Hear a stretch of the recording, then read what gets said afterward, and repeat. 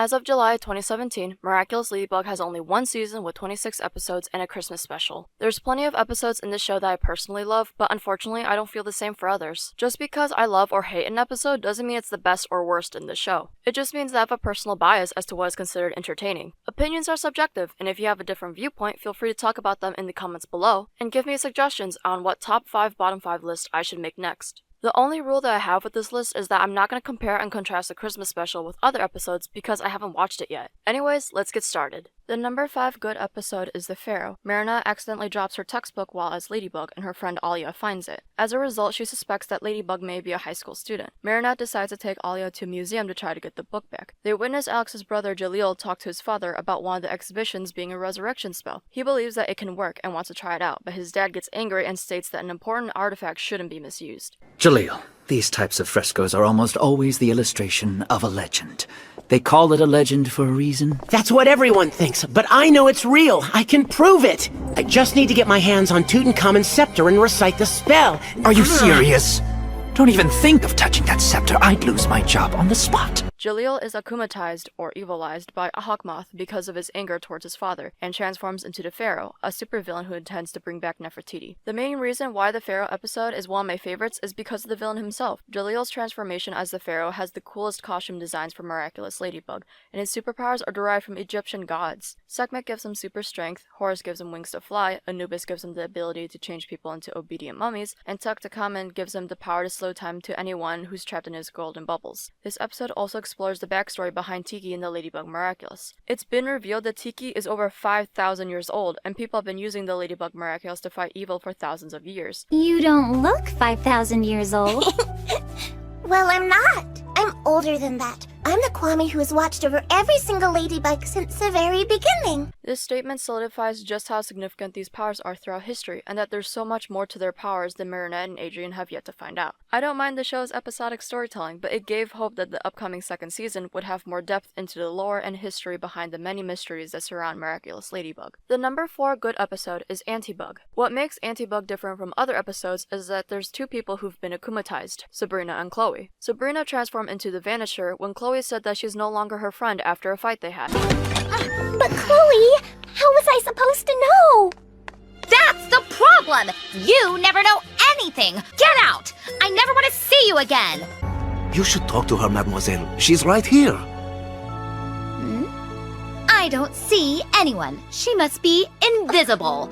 Ever since Hawkmoth akumatized Sabrina, she's been harassing Chloé and getting away with it because nobody can see her. While Ladybug and Cat Noir fight the Vanisher, Chloé keeps trying to join in while wearing a Ladybug costume. Ladybug forces Chloé to leave and doesn't believe her when she tells her that the Akuma is in Sabrina's brooch. After the fight, Ladybug realizes that Chloé was telling the truth, but she doesn't apologize to her. Her feelings of betrayal from her idol has gotten her akumatized by Hawkmoth, and transforms into Antibug, a darker opposite version of Ladybug. I love how Antibug gives some variety to episodic nature by having 2 people under Hawkmoth's influence instead of 1. There's also a moral slipped in that states that it's okay to accept advice from others, and that you shouldn't be afraid to admit that you're wrong. This moral works because of the context of the events that happened. Chloé doesn't know that Ladybug is Marinette, and Marinette knows very well how selfish and cruel she can be. When Chloé was telling her about where the Akuma was located, she was doing something nice, which is very rare. Wait! The Akuma has to be in the designer pin I bought her! She's wearing it on her sweater!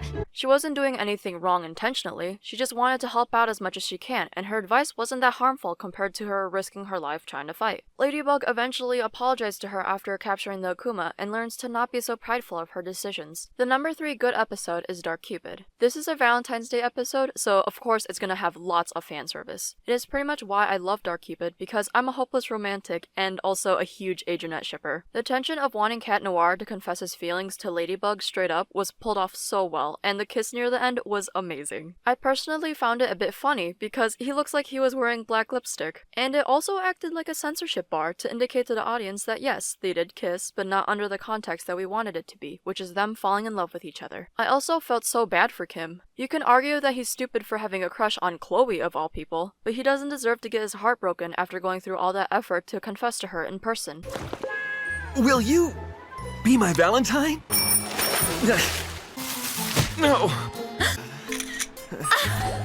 Wait till everyone gets a load of this! No offense, Kim, but my heart's saved for someone more awesome than you. I sympathize with him and guys in general because societal expectations view them as the ones who should always make the first step in a relationship. When he transforms into Dark Cupid, his superpower is turning everyone he hits with his arrows into hateful people.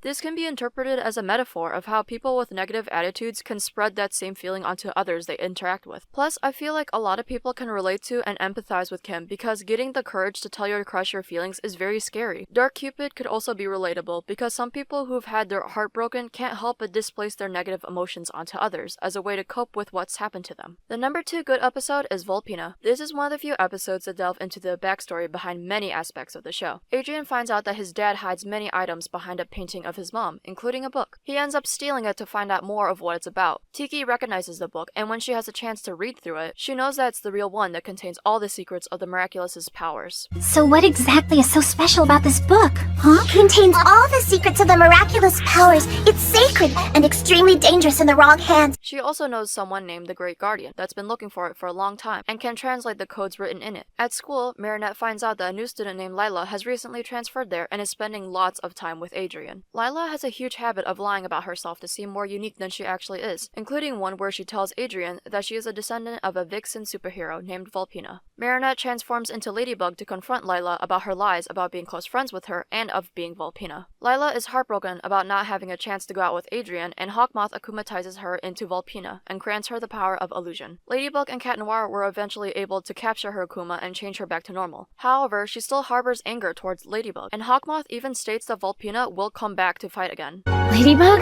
I totally overreacted and never should have spoken to you like that. I'm sorry. Forget it, Ladybug. You were right. We'll never be friends. She's still angry. You're not done with Volpina yet, Ladybug. This episode has a really good cliffhanger ending, and I can't wait to see what Marinette finds out about what's in the book in the second season. It brings up some interesting questions as well, such as, will Lila be a permanent character in the show, and what role will she play? How did Adrien's dad find the book? Who created the Miraculous and the Kwamis? And many, many more. The number 1 good episode is Origins Part 1 and 2, Ladybug and Cat Noir and Stoneheart. Even though the Origins story is split into 2 episodes, I might as well judge them as an hour-long episode instead. It explains how the story starts from the minor details to important aspects of Miraculous Ladybug. It starts with Nuru, the Kwami for the Moth Miraculous, explaining that there are multiple Miraculouses. However, the Ladybug and Cat Miraculous are more powerful than the others, and whoever controls both will have absolute power. He also points out that the power of the Moth Miraculous is to grant other people superpowers. The mysterious man declares that he'll use it for evil in order to find both and gain ultimate power. Marinette is preparing for a new school year and befriends Alia, a new student who loves superheroes. Adrien also prepares for the school year as it is his first year going to a public school. His dad never let him go to school, and he wants to go in order to live a normal life and make friends. Marinette and Adrien both earned their Miraculouses by helping out Master Fu, aka the Great Guardian, when he needed help. Their Kwamis explain how their superpowers work. I'm a Kwami, and my name is Tiki. I'm a Kwami. I grant powers. Yours is the power of destruction. Got it? Your father must never know that I exist. Or anyone for that matter. It's called an Akuma, which you must then capture. Got it. Capture it. And what's that charm thing again? The lucky charm. It's your secret superpower. Just say, spots on. Spots on? Claws out. That's how you transform. I guess I only get 1 shot to use my power. Then you only have 5 minutes before you transform back. Didn't your Kwami explain anything to you? Ladybug is the only one who's able to capture the Akuma and change everything back to normal. If the Akuma isn't captured, it can multiply itself and seek out people who have negative emotions. This can create an army of akumatized villains. This very scenario happens in part 2 of the origin story, when a bunch of Stonehearts pop up and cause rampage throughout the city. Marinette doubts her worth as a superhero and attempts to get Alia to become Ladybug instead. She later on learns that she is the only one who could utilize the superpowers to save Alia, Cat Noir, and Paris. There are countless reasons why I love Origins Part 1 and 2, and of course the exposition of how Ladybug and Cat Noir came to be is definitely one of them. Another one is how it establishes the love square between Marinette, Ladybug, Adrien, and Cat Noir. These 2 episodes also shows that the show can pull off great writing and plot exposition, rather than always relying on episodic nature to keep the show going. Of course not every episode has to be plot heavy, but it's nice to explore the rules and history behind the lore, and both of these have done just that. The number 5 bad episode is Anaman. Nino has a crush on Marinette, and Adrien suggests to him that he ask her out to the zoo. Problem is, she thinks that Adrien is asking her out and says yes. Nino and Marinette meet up while Adrien and Alia are hiding behind the bushes, telling them what to do via earpiece. Meanwhile, a classmate of theirs named Kim is making fun of the new Black Panther in the zoo, bragging to Otis, the zookeeper, that he can run faster than it. For some reason, Otis takes major offense to his comments, and Hawkmoth takes advantage of his negative emotions by akumatizing him. He changes into Animan, a villain who can shapeshift into any animal he wants, including extinct ones. I don't like Kim for verbally harassing an animal, mostly because of how pointless it was to do in the first place. But I also think that the zookeeper has no excuse for harboring such hateful emotions towards a teenager passerby. He wasn't throwing anything to provoke the panther, or doing anything illegal like trying to physically harm it. I agree with the zookeeper that it was very annoying that Kim was verbally harassing him and the animal, but he can do the mature thing and just ignore it. What saves this episode from being the least enjoyable one are the two main characters and their side characters interacting with one another. It's endearing watching Nino and Marinette try to have a normal conversation, while also making sure the other person doesn't know that they're talking to someone else through their earpiece. The fact that Nino and Alia ended up becoming pretty good friends at the end was also a nice touch. The number 4 bad episode is The Bubbler. I'm pretty sure that this opinion that I'm about to share is going to result in me receiving death threats, but I really don't like Nino. I don't mind characters being based off the whole 90s hip and totally radical aesthetic, but his interpretation is kind of annoying to me. In The Bubbler, Nino tries to convince Adrien's dad to host a birthday party for Adrien. He is akumatized into the bubbler after he ends up banned from the household. He's also really upset towards Adrien's dad and grown-ups in general because of how uncool they are and how they always boss around kids into doing whatever they want, even at the expense of the kids. The bubbler's superpower is to create bubbles and send those who are trapped inside into the sky. He uses this power to send all adults into the sky and force Adrien's classmates to party outside of Adrien's house. If they don't, then they'll be sent to the sky. I found it funny how sad they seemed while at the party. It honestly isn't that bad of a punishment compared to other villains they've experienced. I'd understand if they're introverts with social anxiety, but they can't all have that same issue. The episode's also not very interesting to watch to begin with. The other issue that Marinette has other than fighting against one of her classmates is to write her name on the present she gave to Adrien to make sure that he knows it's from her. And she didn't even get that right. The fact that she uses her lucky charm twice was a slight deviation from the regular episode setup, but it didn't save the bubbler from being a little boring. The number 3 bad episode is Pixelator. Marinette's class is visiting a hotel as part of a program to try out some of the jobs that the staff do on a daily basis. A rock idol named Jagged Stone checks in, and an overtly obsessed fan named Vincent sneaks up behind him and wants to take a picture with him. He gets kicked out by Stone's assistant and is warned to never approach him again. Vincent is overcome with anger towards his idol rejecting him, and Hawkmoth akumatizes him. He turns into Pixelator, a supervillain who uses a camera to take photos of people, vanishing them into a white empty space that they can't escape from. One thing I never understood about celebrity culture is the obsessive nature that their die-hard fans have towards their idols. Vincent represents a part of celebrity fandoms that I despise. It's perfectly fine to look up to a person, as long as you have a healthy attitude towards those you love. He unfortunately does not, and his interaction with Jagged Stone and his assistant pretty much proves that he doesn't view his idol as a person, but instead as a trophy to win. His entitlement to get respect from a famous celebrity, even though he clearly hasn't shown that in the past, comes off as very selfish. It's even more selfish to hold a grudge against those you look up to when you've done so many things in the past to earn the label of an infamous stalker.